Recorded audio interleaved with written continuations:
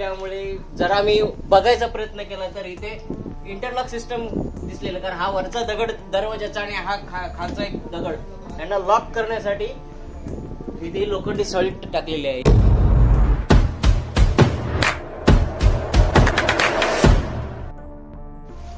ए बाळा सरक पुढे. चला आता आम्ही जेवतोय. 3-4 तास प्रवास करून आलेला आहे. मंदिर आहे चावंड देवीचं मंदिर आहे ना, चावंड देवीचं मंदिर आहे. दिनू मोहिते सोबतच्या सह्याद्रीच्या स्वर्गीय प्रवासात तुमचे सहर्ष स्वागत आहे. सह्याद्री पुत्र ट्रेकर्स आयोजित वारी जुन्नरची आज आम्ही आता आलोय चावंड किल्ल्याच्या पायथ्याशी, आणि हे चावंड किल्ल्याच्या पायथ्याशी असलेलं चावंड गाव आणि चावंड देवीच्या मंदिरात काल आमचा स्टे झाला होता आणि तिथून आता आम्ही सकाळी सुरुवात करतोय चावंड किल्ल्याच्या वारीची. आता वरती जातोय चावंड किल्ला एक्सप्लोर करायला. आमच्या बरोबर आहेत सह्याद्री पुत्र ट्रेकरचे सगळे शिलेदार. ज्ञानू दिदी आहे, पौर्णिमा दिदी, रेयांश, आपली गौरी दिदी आहे, सतीश भाऊ आहे, स्वप्नील भाऊ, आपले सह्याद्री पुत्र ट्रेकरचे सर्व. आणि चला आम्ही आता सुरुवात करतोय चावंड किल्ल्याच्या वारीला. चला तर.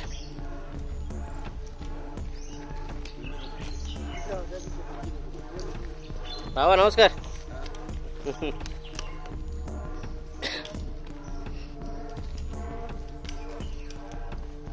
आणि जिल्हा परिषद पूर्ण प्राथमिक शाळा चावंड, तालुका जुन्नर, पुणे. 2 ते 3 मंदिर आहेत आणि या छोट्या छोट्या विरगळ आणि भग्न मूर्ती आहेत.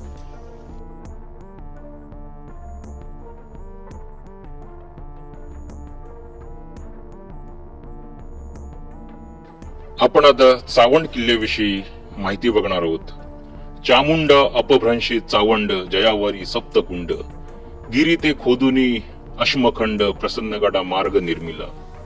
जुन्नर तालुक्यामध्ये नाणे घाटाचे पारेकरी म्हणून अलौकिक मिळवलेले किल्ले म्हणजे जीवधन, चावंड, हडसर आणि शिवनेरी. यापैकी चावंड जुन्नर शहरापासून तासाभराच्या प्रवासावर असलेल्या आपटाळे गावानजीक आहेत. जे किल्ले ऋषी नावांशी संबंधित आहेत ते अतिप्राचीन, जे किल्ले बौद्ध जैन लेण्यांनी अलंकृत आहेत ते प्राचीन, जे किल्ले शैव शाक्त नाथ संप्रदायाशी निगडीत आहेत ते म्हणजे मध्य अश्मयुगीन. चावंड हा चामुंडा नावाचा अपभ्रंश असल्याने त्यावर पाण्याची 60% एकाच ठिकाणी असल्याने तो सप्त मातृकांशी संबंधित आहे, म्हणून तो शाक्त पंथाशी निगडीत आहे. चावंड निजामशाहीत जाण्या अगोदर तेथील किल्लेदार महादेव कोळी जमातीतला असावा असे तेथील स्थानिक महादेव कोळी वस्तीवरून प्रतीत होते. येथील अवशेष आणि राजमार्ग यांचा अभ्यास केला असता चावंड 7 वाहनकालीन असल्याची चिन्हे दिसतात. निजामशाही वारसदाराला इथे ठेवण्यासाठी या किल्ल्याचा वापर केला गेला. यावरून किल्ल्याची दुर्गमाता दिसून येते. त्याचा इतिहास बखरीच्या पानात नसला तरी मौखिक लोकसाहित्यात नक्की सापडेल. चामुंड हे देवीचे क्रूर रूप. या रूपात सर्व काही भयानक, अमंगळ. ही देवी बंगाल, बिहार, उत्तर प्रदेश, राजस्थान येथील आहे. हडकुळी, जीभ बाहेर, उभे केस, मुंडांच्या माळा, हाडांचे दागिने, व्याघ्र चर्म नेसलेली, स्मशानात पिंपळाखाली हिचे वास्तव्य. हिचे वाहन गाढ, प्रेत, घुबड, गिधाड. ध्वजावर अग्निपुराणाप्रमाणे 4 हात, शक्ती, मुंड, शूल अशी ही आयुधे. सप्तमातृका म्हणजे ब्राह्मी, महेश्वरी, कौमारी, वैष्णवी, बाराही, इंद्राणी आणि चामुंडा. या सर्वांमध्ये चामुंडा श्रेष्ठ अशी संदर्भ देवी भागवत मध्ये सापडतात.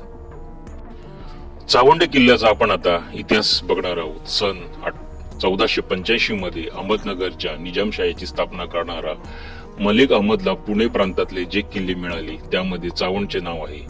बहमनी साम्राज्याचे जे तुकडे झाले त्यात त्याला उत्तर कोकण, पुणे प्रांत मिळाले. बहमनी राजघराण्याचा एकनिष्ठ असलेल्या राजप्रतिनिधीकडून किंवा त्या प्रांताच्या फौजदाराला न जुमानता मराठी सरदाराकडून मलिक नायबचा मुलगा मलिक अहमद निजामशाहीचा संस्थापक यांनी हा किल्ला जिंकला. मुर्तुजा निजामशहाच्या कारकिर्दीत 1565 ते 1588 या कालावधीचा वजीर मुख्य पंतप्रधान खाने खानला मौलाना हसन तब्रिजी याला या किल्ल्यावरील कैद करण्यात ठेवण्यात आले होते. पुढे चंगीज खानाच्या मध्यस्थीने त्याची सुटका करण्यात आली. मुर्तुजा निजामशहा याचा आणखी एक वजीर असद खान हा सुद्धा काही वर्ष या किल्ल्यावर कैद होता. दुसरा बुराण निजामशाह 1590 ते 1594 हा 7वा निजाम याचा नातू बहादूर शाह 1594 साली चावंडला कैदेत होता. इसवी सन 1594 मध्ये निजामशाहीतील सुप्रसिद्ध चांद बिबी आणि इब्राहिम निजामशाहचा अवघ्या 1 वर्षाचा मुलगा इथे कैद होता. पुढे त्याची वजीर मिया मंजूने सुटका केली. निजामशाही वकील मिया मंजू याने अहमद नावाच्या मुलाला दौलताबादच्या कैदेतून सोडवून गादीवर बसवले. त्याच वेळी त्याने इब्राहिमच्या अल्पवयीन मुलाची म्हणजे बहादूरशाहची चावंडला बंदिवासासाठी रवानगी केली. चांद बिबी ही बहादूरशाहची आत्या मिया मंजूने बहादूरशाहवर असलेले चांद बिबीचे पालकत्व हिरावून घेतले. पुढे निजामशाही गादीवर आहे ही तोतिया सिद्ध झाली.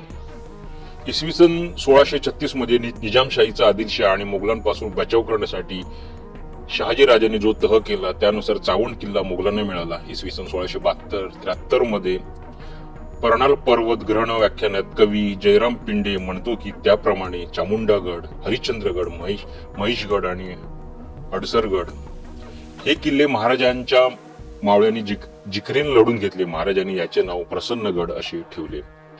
मुघल बादशाह औरंगजेब जेव्हा स्वराज्य काबीज करण्यासाठी दक्षिणेत आला तेव्हा त्याच्या फौजाने हा किल्ला जिंकून घेतला. छत्रपती संभाजी महाराजांच्या काळात जुन्नर प्रांतातील किल्ले जिंकण्यासाठी बादशहाने मोठ्या सरदारांसोबत मोठी फौज पाठवली.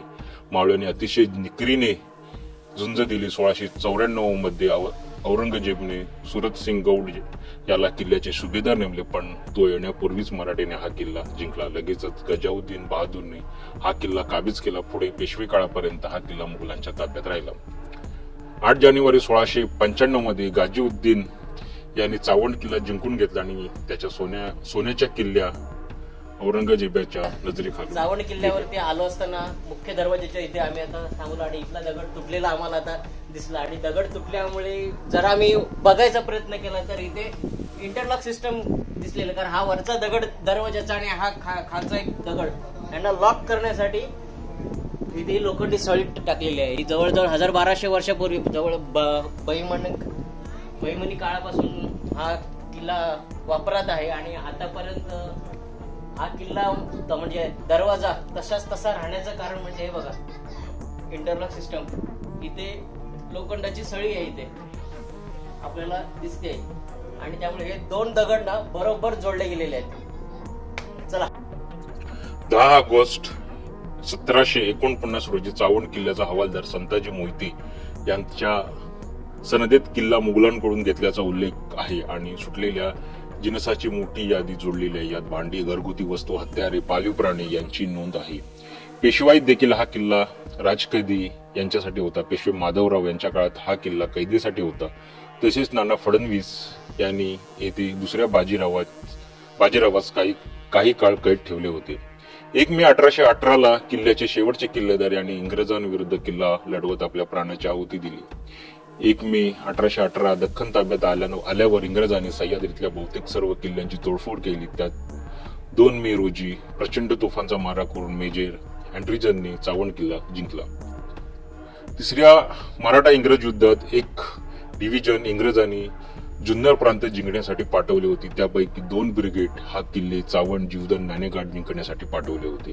2 मे 1818 रोजी इंग्रजांनी किल्ला पूर्णपणे जिंकला. किल्ल्यावरील सैन्याने 2 दिवस कडवी झुंज दिली. इंग्रजांनी किल्ल्यातील लोकांना शरण येण्यास सांगितले, पण मावळे शरण न येता किल्ला लढवत राहिले. किल्ला जिंकण्यासाठी इंग्रजांनी मॉर्टर आणि हवी तजर यासारख्या 100 तोफांनी वेढा घातला. सुमारे 300 पेक्षा जास्त तोपगोळ्यांनी किल्ल्याच्या तटबंदीवर मारा केला आणि किल्ला जिंकला. या किल्ल्याचा उपयोग राजकैदी यांच्यासाठी होता, त्यामुळे किल्ल्यावर महाल तसेच वाडे असणार याचे पुरावे आणि किल्ल्यावरील अवशेष यातून दिसते. परंतु इंग्रजांनी किल्ल्यावरील वास्तूंची नासधूस केली होती.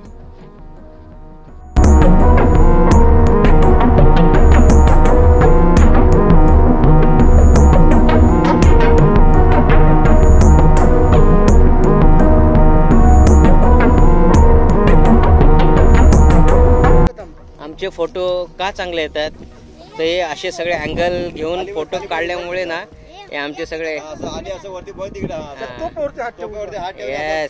असं लांब डोंगराकडे बघते असं बघ डोंगराकडे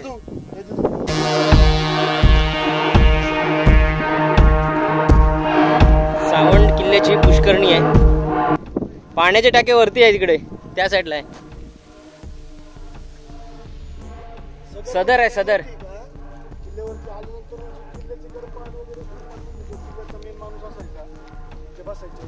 हा किल्ल्यावरची सदर. सदरी आता फक्त याचे जोते उरलेत सदरीचे. आणि हे पाण्याचे टाकेत. हे सॉरी पाणी घोड्यांना पाणी द्यायला टाके. रॅन्च इकडे बघ. जोतेच आहेत ना.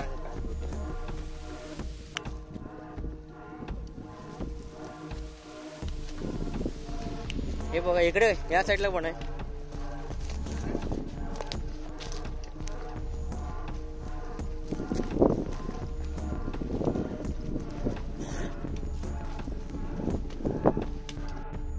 मित्र हो, किल्ले चावंड उर्फ प्रसन्नगड भाग 1. हा जर व्हिडिओ तुम्हाला आवडला असेल तर नक्की लाईक करा, शेअर करा आणि सबस्क्राईब करायला विसरू नका. नाही प्यायचंय ते.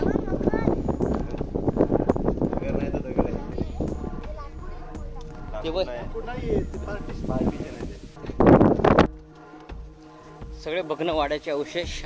पौराणिक शौचालयाकडे